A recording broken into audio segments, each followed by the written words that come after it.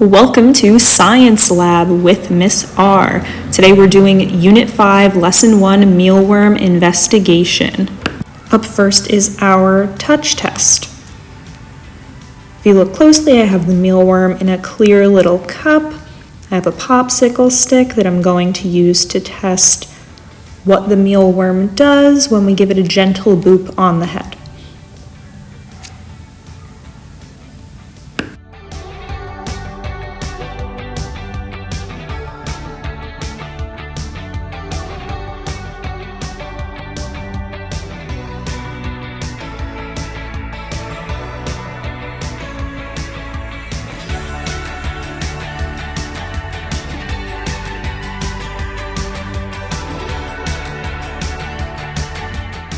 Mealworm didn't have quite the reaction I had been hoping for, so I tried again using a different method.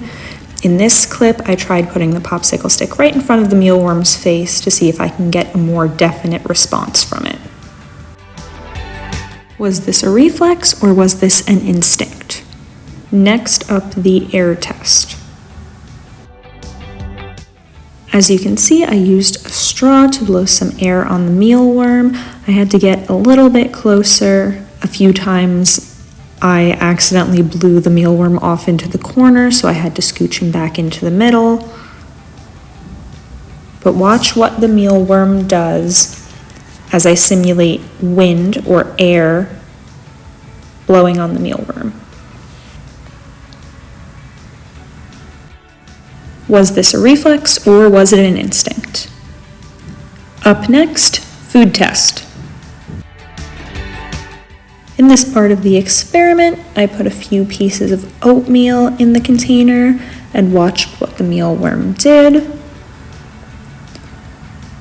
When he didn't notice them at first, I tried to move them closer. At some point, I also tried to move the mealworm closer to see what he would do.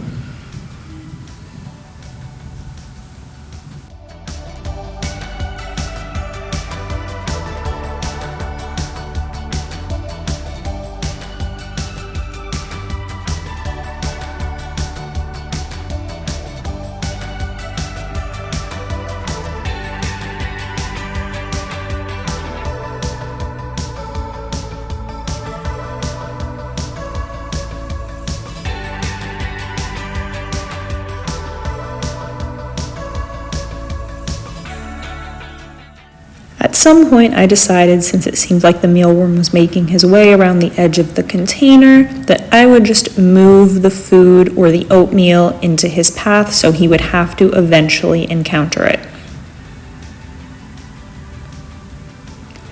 He still took a while to get there, but eventually he made it after exploring the edge of the container a little bit. Although you can't see it on the video, since I was sitting on the other side, I could see that the mealworm did start to chew on the oatmeal, so he definitely noticed that there was food.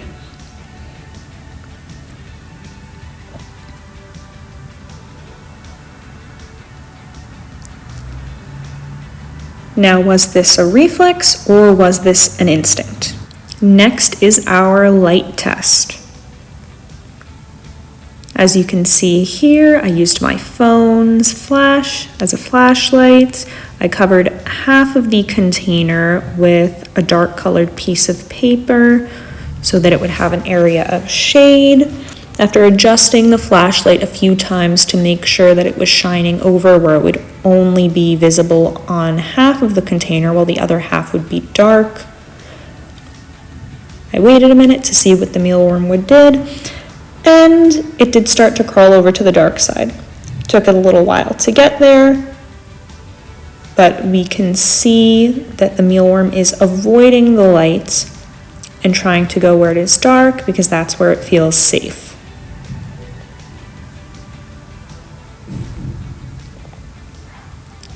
So, was this a reflex or was it an instinct? Up next is our water test. So for our water test, I have the mealworm in a new cup, and I have my little pipette full of water. Gently drop some on the mealworm's head.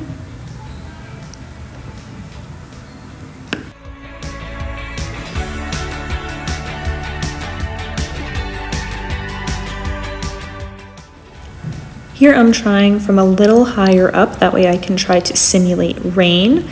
As you can see, the mealworm has a much stronger reaction.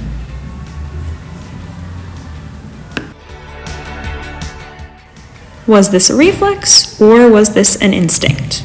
Next is our smell test. Here you can see I have our mealworm in the cup, and I'm using a pipette to just make a little drop of vinegar near the mealworm's head. And watch what it does.